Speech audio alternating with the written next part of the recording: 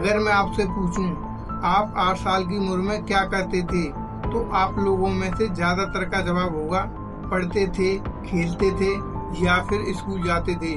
पर एक ऐसा भी बच्चा हुआ जिसने 8 साल की उम्र में 3 हत्याएं कर दी थी। हम बात करने वाले हैं दुनिया के सबसे कम उम्र के सीरियल किलर अमरजीत सदा की, जिसने 8 साल की उम्र में 3 हत्याएं कर दी थी। पर क्यों और किस लिए, यही जानेंगे आज की इस वीडियो में। मेरा नाम है जितेंद्र कुमार और आप सभी का स्वागत है मेरे YouTube चैनल पर। तो ये कहानी शुरू होती है साल 2006 में बिहार के एक छोटे से गांव मुसहरी से, जहां एक गरीब परिवार रहता था जिसमें 4 लोग थे, पति पत्नी, एक 7 साल का लड़का और एक दूध पीती बच्ची। और जो उस परिवार का मुखिया था वो दिहाड़ी मजदूरी करके अपने परिवार का पालन पोषण करता था।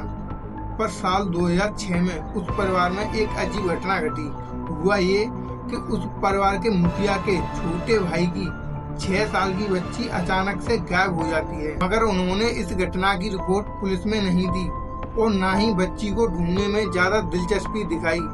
मगर ये बात गांव में आग की तरह फैल गई, क्योंकि गांव के लोग आज भी एक दूसरे से अच्छा संबंध रखते हैं, भाईचारे वाला। अगर कोई बच्चा लगातार कई सालों से बच्चों के बीच खेल रहा है, अगर वो नहीं दिखेगा तो उसके बारे में बात तो होगी। फिर भी कुछ नहीं होता और ऐसा ही चलता रहता है।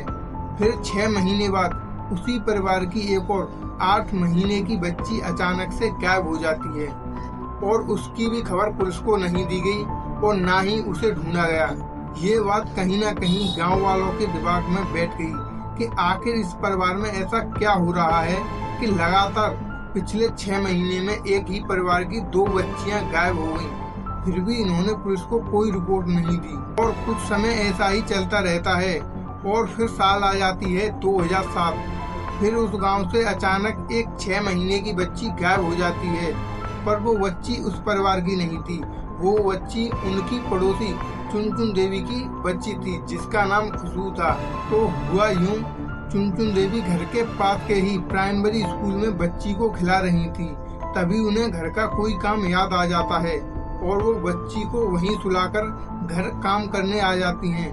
और जब घर काम करके स्कूल पहुंचती हैं तो देखती हैं कि बच्ची वहां से गायब हो चुकी थी। और चुनचुन देवी ने गांव वालों के साथ मिलकर बच्ची को ढूंढा और कहीं नहीं मिली। इसके बाद उन्होंने पुलिस में रिपोर्ट की और ये इस गांव की तीसरी घटना थी जब कहीं ना कहीं पुलिस को इन्फॉर्म किया गया था। जब पुलिस मुसहरी गांव में पूछताछ के लिए पहुंचती है तो पता चलता है कि पहले भी इस गांव से 2 बच्चियां गायब हो चुकी हैं। फिर उनके परिवार से पूछताछ के लिए पुलिस जाती है और कुछ देर पूछताछ करती है तो पता चलता है कि उस परिवार के लोग कहते हैं कि अगर खुशबू के बारे में कोई बता सकता है तो वो है अमरजीत। उनकी इस बात को सुनकर पुलिस वाले भी हैरान हो गए कि आखिर 8 साल का बच्चा हमें किसी लड़की के मिसिंग होने के बारे में क्या बता सकता है। फिर भी पुलिस वालों ने कहा एक बार पूछ लेते हैं। जब पुलिस वालों ने अमरजीत से पूछा कि खुशबू कहाँ है तो वो हंसने लगा। फिर उन्होंने दोबारा से अमरजीत से पूछा कि खुशबू कहाँ है तो फिर वो दोबारा से हंसने लगा। अमरजीत वहाँ पुलिस वालों को बार बार देखता और जोर जोर से हंसने लगता। तो ऐसे में पुलिस वालों को लगा इससे पूछताछ करने से कुछ हासिल नहीं होगा, हमें स्कूल में चलकर छानबीन करनी चाहिए। इतने में एक पुलिस वाले से अमरजीत कहता है अगर मुझे बिस्कुट दोगे तो मैं खुशबू के बारे में सब कुछ बता दूंगा। एक पुलिस वाला उसे बिस्किट लाकर देता है और अमरजीत बिस्किट खाते हुए कहता है कि मैंने उसे खपरेल से मारकर सुला दिया। ये सुनने के बाद कहीं ना कहीं पुलिस वाले भी शौक थे कि आखिर ये 8 साल का बच्चा कह क्या रहा है। फिर उन्होंने अमरजीत से कहा हमें वहाँ लेकर चलो जहाँ तुमने खुशबू को खपरेल से मारकर सुला दिया है। इतने में अमरजीत चलने लगता है और प्राइमरी स्कूल से थोड़ी दूरी पर सुनसान जगह में एक झाड़ी के पास जाकर रुक जाता है और बोलता है मैंने उसे यहीं मारकर सुलाया था। और फिर पुलिस वाले उस झाड़ी के पास जाते हैं तो देखते हैं कि एक छोटा सा गड्ढा है जो घास और लकड़ियों से ढका हुआ था। और फिर पुलिस वाले उस गड्ढे के ऊपर से घास और लकड़ी हटाते हैं तो पुलिस वाले भी हैरान हो जाते हैं क्योंकि उस गड्ढे में खुशबू की लाश थी। और फिर अमरजीत को पुलिस खुशबू की हत्या के आरोप में पुलिस थाने ले गई। लेकिन इस दौरान अमरजीत जोर जोर से हंस रहा था। ये कुछ ऐसा था कि जैसे अमरजीत को पता ही नहीं हो कि पुलिस क्या है, कानून क्या है, हत्या क्या है। जब अमरजीत को पुलिस थाने में ले जाकर पूछा गया कि तुमने खुशबू की हत्या कैसे की, तो अमरजीत ने कहा कि पहले उसे स्कूल से उठाकर सुनसान जगह पर ले गया और वहां जाकर उसका गला दबाकर उसे बेहोश कर दिया। उसके बाद वहीं पास ही में पड़े ईंट से उठाकर उसे जब तक मारा कि जब तक वो मर ना गई और वहीं उसे गड्ढे में गाड़ दिया। ये सुनने के बाद पुलिस वालों के पैरों तले जमीन खिसक गई, क्योंकि अब उनके सामने कोई 8 साल का बच्चा नहीं बल्कि एक सीरियल किलर बैठा था। फिर पुलिस वालों को याद आता है कि इस गांव से पहले भी 2 बच्चियां और गायब हुई थी। इस पर पुलिस वाले अमरजीत से पूछते हैं कि तुमने और किस किस को खपरेल से मारकर सुलाया है। इस पर अमरजीत कहता है कि बिस्कुट दोगे तो बताऊंगा। फिर एक पुलिस वाला उसे बिस्किट का पैकेट देता है तो अमरजीत उसे खाते हुए कहता है कि मैंने अपनी चचेरी बहन और अपनी सगी बहन को खपरेल से मारकर सुला दिया था। ये सुनने के बाद पुलिस वालों के पैरों तले जमीन खिसक गई, क्योंकि अब उनके सामने कोई बच्चा नहीं बल्कि 8 साल का एक सीरियल किलर बैठा था। ये सुनने के बाद पुलिस वालों ने उसके घर वालों को बुलाया और पूछा कि क्या तुम्हें पहले से पता था कि उन दोनों बच्चियों की हत्या इतने ही की थी। इस पर परिवार वाले कहते हैं कि हमें बाद में पता चल गया था। फिर हमने इसके बाद अमरजीत को इतना पीटा ये कहने लगा कि मैं भविष्य में कभी ऐसा नहीं करूँगा, और उसके बाद हमने ये छोड़ दिया। पर हमें ये पता नहीं था कि ये आगे भी ऐसा करेगा।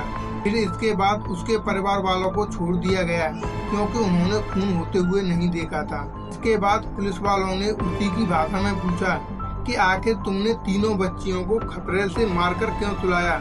इस पर अमरजीत कहता है कि मुझे ये करने में मजा आता था, और बोला जब भी मैंने दर्द में देखता, रोता हुआ देखता तो मुझे बहुत अच्छा लगता था, इसलिए मैंने इन्हें मार दिया।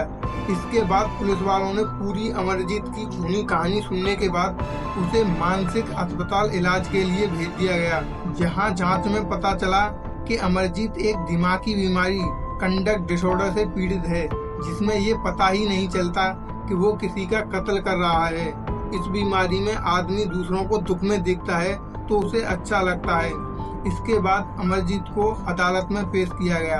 अमरजीत एक नाबालिग था, इसलिए उसे दूसरे कैदियों के साथ नहीं रखा जा सकता था, इसीलिए उसे बाल सुधार गृह में रखा गया।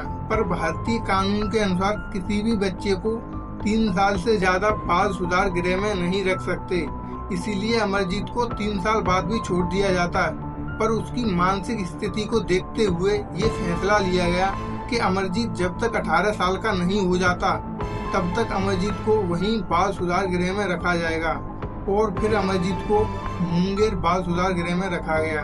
क्योंकि अमरजीत एक नाबालिग था, इसलिए इसके बाद की सारी जानकारी को गुप्त रखा गया, क्योंकि जवानी में जाके उसे कहीं परेशानी झेलनी न पड़े। और साल 2016 में शायद अमरजीत रिहा हो गया होगा, क्योंकि अमरजीत का जन्म सन 1998 में हुआ था, और इस हिसाब से साल 2016 में वो 18 साल का होता है। और आज अमरजीत एक नए नाम, नई पहचान और नए काम के साथ कहाँ है, क्या करता है, ये किसी को नहीं पता।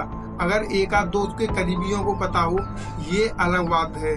और इस घटना ने अमरजीत को भारत का ही नहीं बल्कि पूरे विश्व का सबसे कम उम्र का सीरियल किलर बना दिया, और ये रिकॉर्ड आज तक भी अमरजीत के नाम है।